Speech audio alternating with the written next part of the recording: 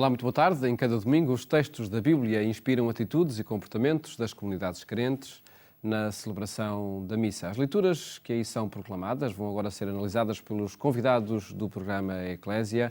Hoje contamos com a presença da irmã Luísa Almendra, professora de Sagrada Escritura da Universidade Católica Portuguesa, e do padre Vítor Gonçalves, pároco em Lisboa. Muito boa tarde e obrigado por estarem neste programa, onde de facto temos esse objetivo de analisar os textos da Bíblia, não por certo num ambiente académico ou do ensino superior, onde a irmã Luísa Almendra dá as suas aulas, mas também da pastoral e do contacto com as pessoas, onde o padre Vítor está no cotidiano. Nos três textos que se escutam nas Eucaristias de domingo, padre Vítor, temos um tema que sintoniza. Temos, no fundo, a humildade e a pobreza que Jesus assume como virtude fundamental do seu messianismo, no fundo. Nós podemos dizer que hoje escutamos o Magnificat de Jesus. Aquela oração que nós conhecemos da boca de Nossa Senhora, hoje Jesus faz também oração. É um dos momentos em que nos é dada a oração de Jesus. E ela é um ato de louvor a Deus a partir da humildade. Eu te bendigo, ó Pai, porque revelaste estas coisas não aos sábios e inteligentes, não é para pôr em causa a sabedoria nem a inteligência, mas aos pequeninos, porque os verdadeiros sábios e inteligentes são pequeninos. E isso ligado com a primeira leitura, onde também é anunciado esse rei que vem montado sobre um jumentinho, que faz o grande contraste entre os conquistadores que vêm de cavalo. Não há estátuas a reis e a conquistadores em cima de um burro, claro, é sempre em cima de um cavalo. Olha o nosso Dom José ali no Terreiro do Paço, em cima de um burro, alguma vez.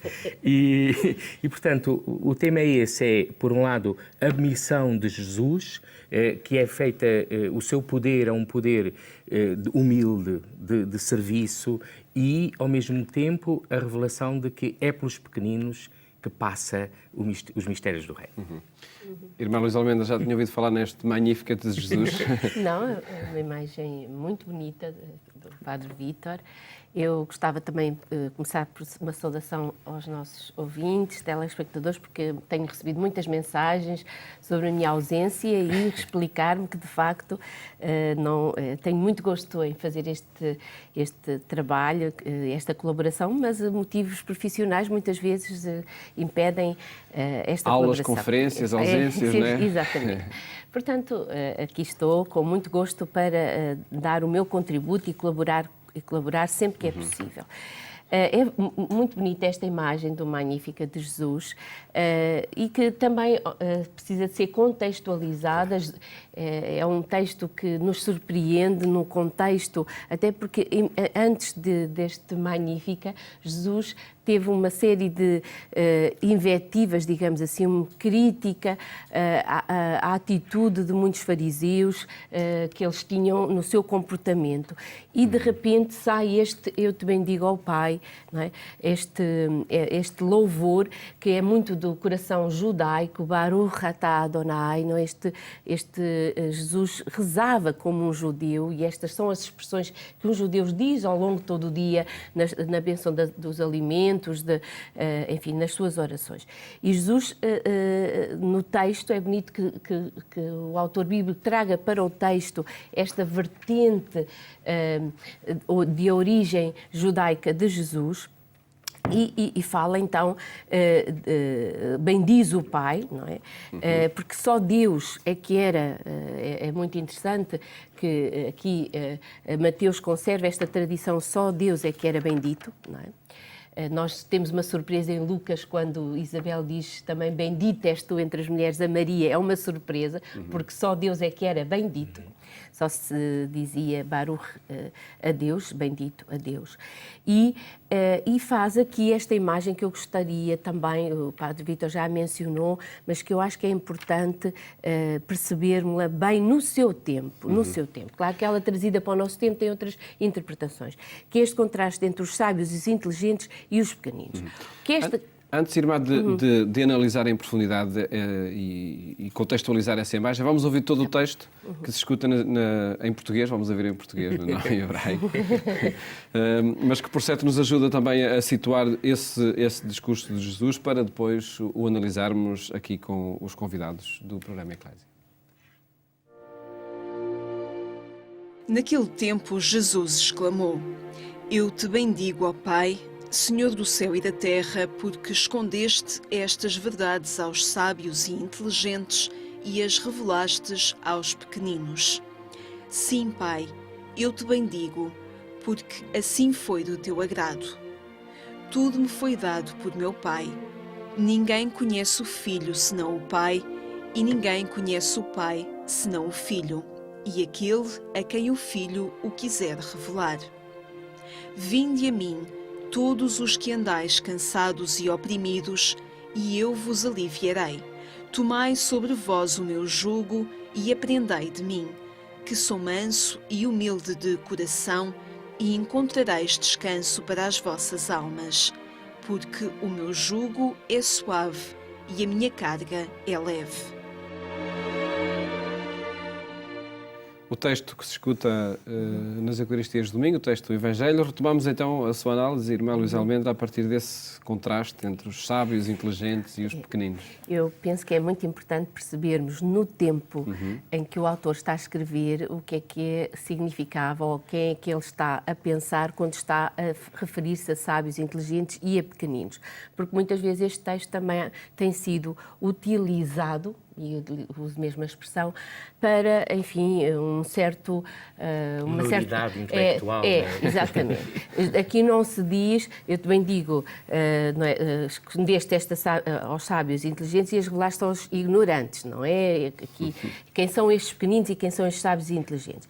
Os sábios e inteligentes, neste tempo, eram, o autor está-se a referir a todo um grupo do judaísmo que vivia no conhecimento da lei. É verdade, nós podemos dizer, eram as universidades, a Faculdade de Teologia de lá do tempo, sim, sem dúvida. Aqueles que viviam, dedicavam o seu tempo ao estudo da lei, a memorizar a lei, a memorizar até, inclusive, a escritura. Eles tinham a memória da escritura, é uma vertente judaica também muito importante. Portanto, e conhecer bem os mandamentos e praticá-los bem. Portanto, estes sábios, estes inteligentes, estes sabiam tudo, não é? Sabiam tudo acerca de Deus e acerca da lei. Estes eram os tais chamados sábios e inteligentes. E os pequeninos eram os discípulos, não é? Estes pequeninos a que Jesus se refere aqui são aqueles que até saberiam algumas coisas, mas não saberiam tudo. Eram aqueles que Jesus encontrou nos caminhos por onde andou a mulher adúltera, os endemoniados que tinham, portanto, aqueles com doenças, aqueles que que Jesus foi encontrando no seu caminho e que saberiam algumas coisas das tradições judaicas, não sabiam tudo, mas precisamente porque tinham consciência do não saber, estavam abertos à revelação, àquilo que Jesus lhes dizia. Este judaísmo dos escribas, dos doutores da lei, estava muito concentrado no seu saber. Ora, é isto que Jesus sente em relação a muitos que se fechavam ao seu anúncio, àquilo que ele lhes anunciava, à salvação que ele anunciava. Porquê? Porque estava tudo tão determinado na lei que não havia espaço para Jesus. Então, Jesus aqui agradece, neste primeiro momento do texto do Evangelho, agradece por ele ter escondido, não é? As verdades, este conhecimento aos sábios e inteligentes, porque senão Jesus teria ficado entalado na lei, não é? E as revelou aos pequeninos, as revelou àqueles que estão despertos, estão dispostos também a acolher aquilo que é a sua mensagem e a sua salvação. Porque para os outros, eles quase que, pelo seu conhecimento, pela sua sabedoria, conquistavam a salvação, não é? Então, antes de irmos à outra parte do texto também com a irmã, perguntava ao padre Vítor Gonçalves que pequenez é preciso cultivar para ter acesso à tal sabedoria e à revelação de Deus. A pequenez, acima de tudo, é a abertura, é o encanto de um conhecimento que não é simplesmente intelectual. Nesse seguimento, Jesus diz: ninguém conhece o Pai senão o Filho, ninguém conhece o Filho senão aquele a quem o Pai o revelar, a quem o Filho quiser revelar. E isso revela uma intimidade que às vezes o conhecimento frio, o conhecimento de quem domina, de quem está... São Paulo tem uma expressão muito bonita, que é a ciência que incha. Portanto, é o pessoal que fica inchado no seu pretenso conhecimento, até de Deus, e até do que é que Deus diz e Deus faz, e Deus faz isto porquê. Quem explica muito, às vezes, corre esse risco. E, portanto, eu creio que esta pequenez não é uma humilhação, é a humildade de quem entra numa intimidade e num conhecimento que é de outra ordem. E este conhecimento que tem a ver, de facto, com a essencialidade da relação. Está aqui, o que suporta aqui é a relação com Deus, é o melhor conhecimento.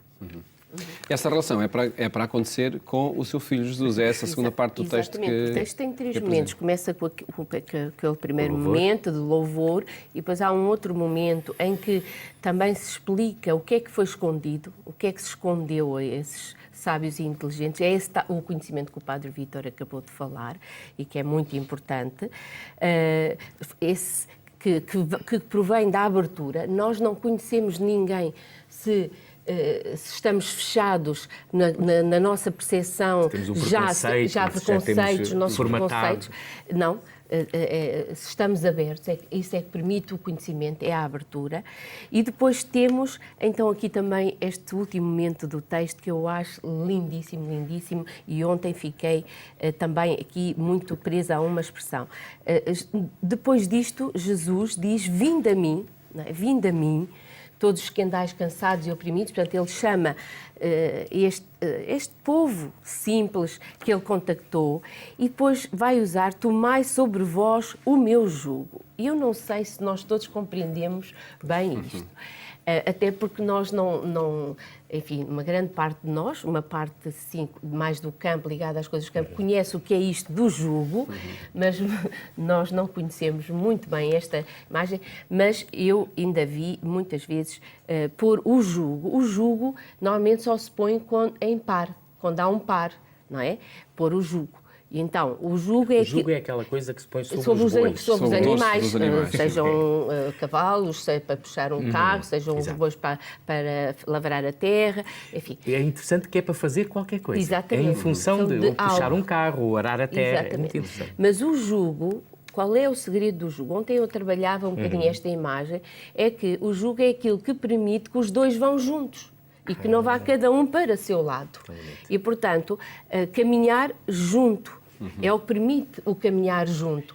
Caso contrário, um poderia ir para um lado, outro poderia ir para o outro lado e o lavrador não conseguia lavrar a terra, nem o senhor da carruagem não conseguiria fazer avançar uma carruagem, enfim, etc.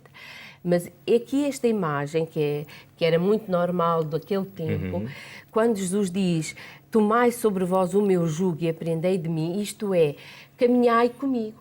Há um jugo que nos faz caminhar ao mesmo ritmo de Jesus. Portanto, vamos a par com Ele e então, juntos com Ele, o jugo torna-se, o dele é suave. Se o jugo dele é suave, o jugo que nós também estará sobre nós, com Ele será suave e ajuda esta perspectiva de não caminhar só. Eu acho que é muito bonito. Não é só dizer o louvor de Jesus por aqueles que não estão fechados no seu saber e nos seus preconceitos. Não é só isso, mas o texto do Evangelho traz também a intimidade, o conhecimento que é revelado e depois este caminhar com Jesus. O jugo ajuda-nos a nunca ir cada um para o seu lado. Eu fui também aqui sensível. Este é um aspecto, de facto, delicioso e importante, porque normalmente quando vemos jugo, vemos carga, pensamos a cruz. Mas mesmo a cruz, quando Jesus fala da cruz, é com Ele que ela tem que ser levada. Mas aqui fui sensível àquele aprendi de mim que sou manso e humilde de coração. O São Mateus utiliza, e agora vou entrar aqui no campo bíblico, mas o São Mateus utiliza esta palavra, manso, em 3 momentos, em 3 passagens. A primeira é nas bem-aventuranças. Lá vem a bem-aventurança, felizes os mansos, porque possuirão a terra, herdarão a terra. E depois é aqui. E, por fim, é na entrada de Jesus em Jerusalém, que faz um contraponto espantoso com a primeira leitura. em que eis o rei que vem montado lá sobre a jumentinha. Eu gosto muito desta imagem, perdoem, mas de facto o burro, que é habitualmente o animal de carga, o animal do trabalho, torna-se aqui o animal pacífico, aquele que é expressão de uma realeza e de um poder que não é o domínio nem a opressão dos outros, mas é a transformação. A questão do trabalho está aqui toda presente também. Isto não se faz sem trabalho. Bom, segue, tu é que mandas. Fica essa imagem também a partir do texto e da mansidão que aqui é proposta. Temos de avançar para a primeira leitura, necessariamente de forma mais breve, porque já não temos muito tempo. É do livro de Zacarias, a primeira leitura que se escuta nas Eucaristias deste domingo. E em contexto aparece esse rei justo e salvador que vai ao encontro e humildemente, como prossegue o texto.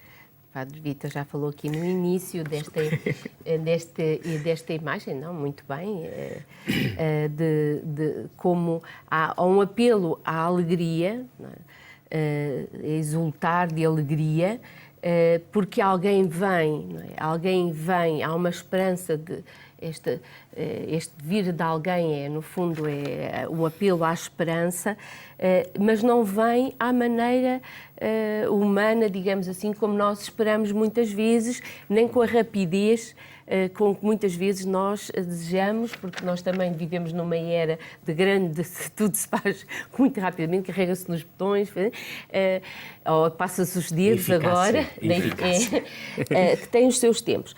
E portanto, Zacarias traz aqui uma imagem de contraste.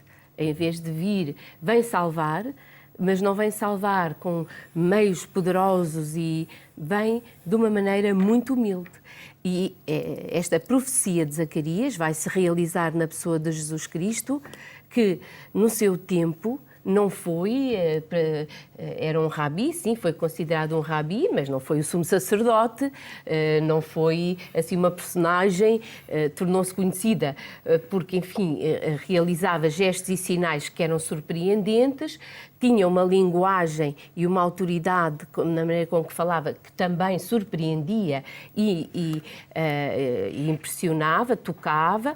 Portanto, a ação e o seu ensino estavam muito bem, eram fortes, mas depois morre da maneira mais terrível e mais vergonhosa. Portanto, não era o esperado, não era o Messias, não era assim que eles esperavam o Messias. E isso já é anunciado nesta profecia de Zacarias. Ele vem, este rei justo e salvador, vem ao teu encontro, diz a Israel, montado num jumentinho, filho de uma jumenta. E o mais incrível é que o profeta não tem problemas em dizer que, montado num jumentinho, vai destruir carros de combate. Isto quer dizer, não vai uma coisa com a outra. Quer dizer, nem em Hollywood. E, portanto, e os cavalos de guerra de Jerusalém, etc. Portanto, há um poder aqui que está em causa, que é o poder de Deus, que ultrapassa qualquer poder humano. Há uma maneira de ser de Deus que é diferente. Deus agirá sempre de uma maneira surpreendente e diferente da nossa maneira humana. Será sempre uma surpresa para nós. E isto está aqui presente na pessoa de Jesus Cristo, ela foi real. E o mais também bonito deste texto é que ele vem, mas vem para anunciar a paz. Este shalom é muito importante, é tão querido ao ser humano, pessoalmente, coletivamente, mundialmente. Não há ninguém que não deseja paz. E tem a dimensão universal também aqui. E a perguntar, Padre Vítor, este exercício do poder que aqui é proposto, que desafio constitui para os dias de hoje? É o desafio constante da Igreja, e nós temos a história da Igreja para nos lembrar que quando tentamos ser poder à maneira dos poderes humanos, mais cedo ou mais tarde só deu desgraça. De facto, este é um poder não à maneira dos poderosos, portanto, daqueles que têm o poder em si, mas é o poder, de facto, a partir dos pobres, a partir da razão daqueles a quem se exerce esse poder, a fidelidade aos simples, a fidelidade aos anónimos. É a eficácia dos pobres, dos que choram, dos mansos, dos puros de coração, que não parece nada eficaz. Pois é, mas é. E por isso é uma eficácia não para conquistar o mundo, mas para transformá-lo em reino de Deus. É essa a novidade. E, portanto, quando se fala poder, Igreja, cristãos e tal. É tudo ao contrário. E nós também. Ou tem de ser tudo ao contrário, não é? Pois, devia ser. Nós, na pastoral, no anúncio do Evangelho, em tudo isso, precisamos de perceber que não andamos a querer conquistar o mundo. O mundo já é abraçado e amado por Deus. Nós, a única coisa é isso. Queremos que ele se transforme em reino de Deus. E, portanto, as palavras são sempre limitativas, mas então aí nós vemos esta dimensão universal. O profeta Zacarias é o último profeta do Antigo Testamento, o último livro. Vemos como estão aqui as referências todas à expectativa messiânica de Israel, mas ao mesmo tempo a dizer, meus amigos, isto não é só para vocês, é mesmo para todos. Maria Luísa Almeida, 30 segundos para uma referência à segunda leitura. Já não temos mais tempo. É muito pouco tempo. A carta é uma carta muito bonita. Paulo já está, é a carta aos Romanos, Paulo já está, é um homem maduro, já passou por muitas dificuldades. E que mensagem neste texto quer fazer passar? A mensagem que ele quer fazer é que a salvação é um dom, não é uma conquista. Esta leitura pode parecer não ter nada a ver com, com as outras leituras, mas tem neste sentido de que nós não somos pequeninos, no sentido de sábios e inteligentes pequeninos, não é? Esta sabedoria dos pequeninos e a inteligência dos pequeninos e este ser capaz de perceber que poder é este que transforma o mundo é um dom de Deus. Ficamos com essa certeza e também com os desafios apresentados aqui na análise que fizeram aos 3 textos que se escutam nas Eucaristias deste domingo. Muito obrigado. Muito obrigado e ótimo domingo e até para a semana. Cá estaremos para o comentário a outros textos. O programa Eclésia regressa na próxima segunda-feira. Votos de bom fim de semana, boas férias, se for o caso, e bom fim de semana.